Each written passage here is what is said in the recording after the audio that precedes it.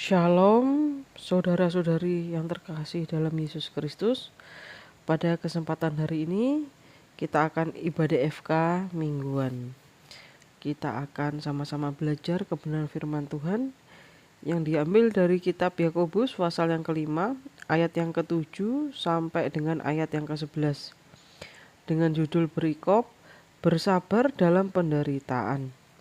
Biarlah setiap benih kebenaran firman Tuhan tertanam dalam lubuk hati kita, berakar, bertumbuh dan berbuah lebat, dan kita lakukan kebenaran firman Tuhan dalam kerendahan hati kita. Baik, kita akan bahas ayat demi ayat. Ayat yang ke-7, karena itu saudara-saudara bersabarlah sampai kepada kedatangan Tuhan. Sesungguhnya petani menantikan hasil yang berharga dari tanahnya, dan ia sabar sampai telah turun hujan musim gugur dan hujan musim semi. Jadi di sini di judul perikop ini dikatakan bahwa bersabar dalam penderitaan. Terus kita harus bersabarlah sampai kepada kedatangan Tuhan. Jadi ada di ayat ini bahwa memberikan suatu perumpamaan, petani menantikan hasil yang berharga dari tanahnya, dan ia sabar sampai telah turun hujan musim gugur dan hujan musim semi.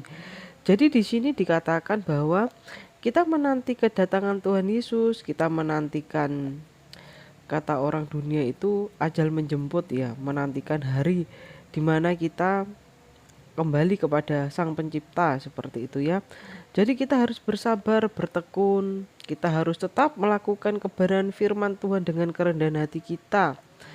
Jadi diumpamakan seperti petani yang menantikan hasil yang berharga dari tanahnya, dan ia sabar walaupun ada telah turun hujan, musim gugur, dan hujan musim semi. Dia tetap bersabar karena dia yakin setelah di musim itu ya, petani biasa ada musim ini itu kan, nanti dia akan mendapatkan hasilnya karena dia sabar bertekun gitu kan, nggak putus asa.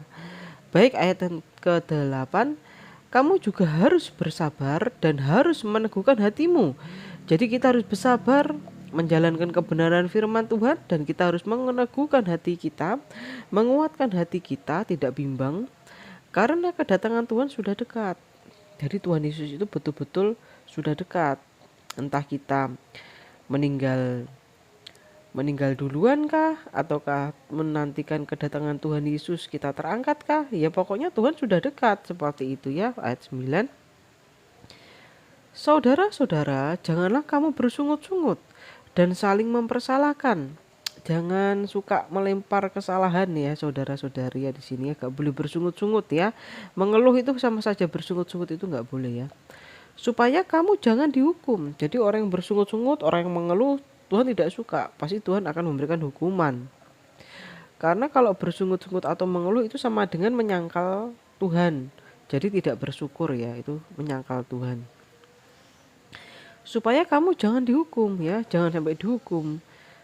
Ayat selanjutnya, sesungguhnya hakim telah berdiri di ambang pintu. Jadi hakim di sini itu Tuhan ya. Baik, ayat ke-10, saudara-saudara, turutilah teladan penderitaan dan kesabaran para nabi yang telah berbicara demi nama Tuhan. Jadi nabi-nabi kan banyak yang disiksa ya, banyak yang diuji, tapi dia tetap sabar, tetap bertekun untuk memberitakan kebenaran firman Tuhan dan melakukan kebenaran firman Tuhan. Baik, ayat 11, Sesungguhnya kami menyebut mereka berbahagia, yaitu mereka yang telah bertekun. Kamu telah mendengar tentang ketekunan Ayub. Saudara-saudari tahu kan ya kisah Ayub ya. Sangat hits banget di perjanjian lama kan, Ayub kan.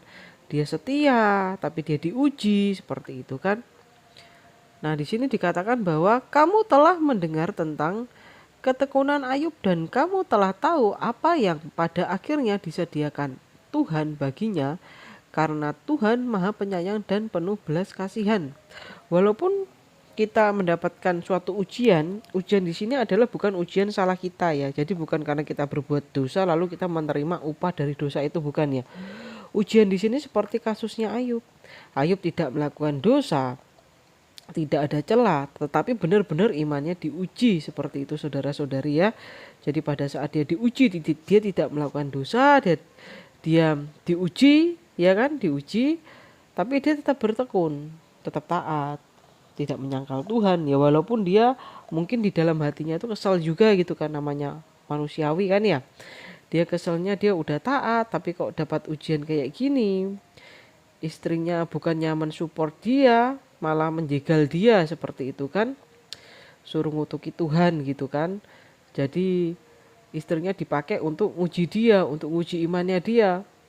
Terus anak-anaknya juga ya, dia kehilangan anaknya, kehilangan ternaknya, hartanya, ibarat orang jatuh miskin gitu kan. Tapi di situ kita sama-sama belajar bahwa Tuhan memulihkan setelah dia diuji, ujian iman ya ini ya, bukan ujian yang dosa kita perbuat sendiri, bukan ya.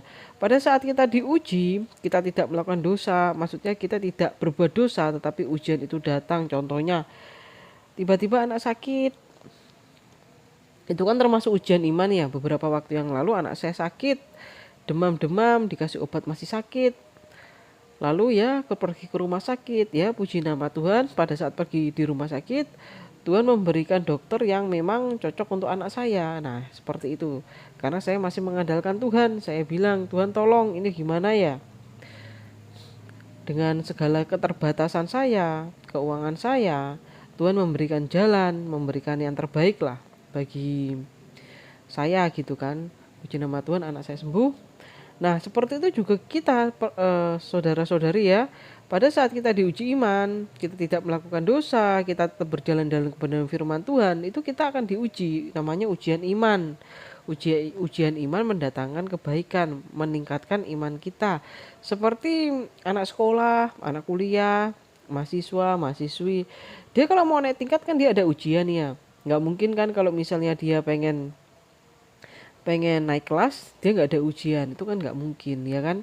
Nah seperti itu juga kehidupan kita, di setiap musim hidup kita ada suka duka, yang penting kita tetap berjalan dalam kebenaran firman Tuhan. Tuhan pasti tolong.